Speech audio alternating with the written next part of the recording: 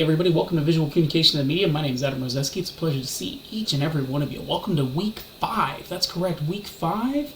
We're almost at the end of the course, so if you are missing any assignments or would like to turn in any upgraded assignments, please let me know so that way we can get that scheduled and get that on there so you don't miss anything, because next Friday is the end of the course, so keep that in mind. So we only have about, I'd say about 12 days left, so keep in mind we're almost at the end of the quarter, a lot to go over. So if you have any questions, comments, concerns, but let's get into this week. So just a couple quick announcements. I finished all the grades, I caught up everything. I put in week 2's grades, but they're still not posting for half of you, so I talked to the PSC and they're going to fix that tonight. Again, for some reason Blackboard's been a little rough with me on week 2, definitely running into a glitch there.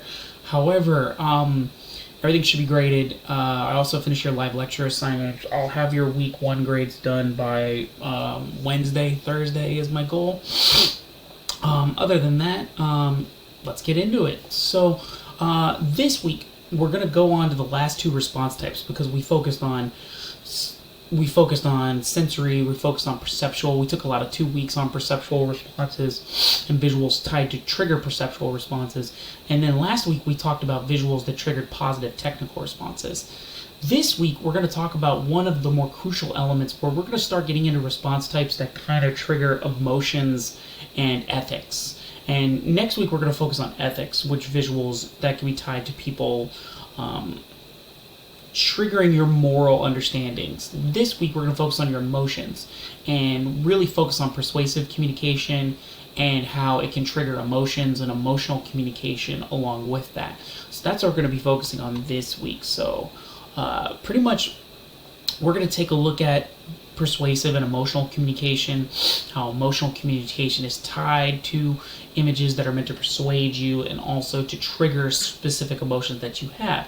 And the goal of persuasion is to convince or deter someone or a certain group to a certain choice. And there's so many different types of people that use persuasive techniques: politicians, businesses, doctors, lawyers, teachers, pretty much anyone that wants you to do something or wants you to go along with or buy something that they want you to do. And that's really the big aspect about that. And this is not just from a vocal perspective, but a lot of visual perspective. That's why we see a lot of advertisements nowadays and how they're kind of tied with that. So that plays a part. But we're going to cover a lot of concepts about persuasive and emotional communication. We're going to talk about persuasive communication as a whole.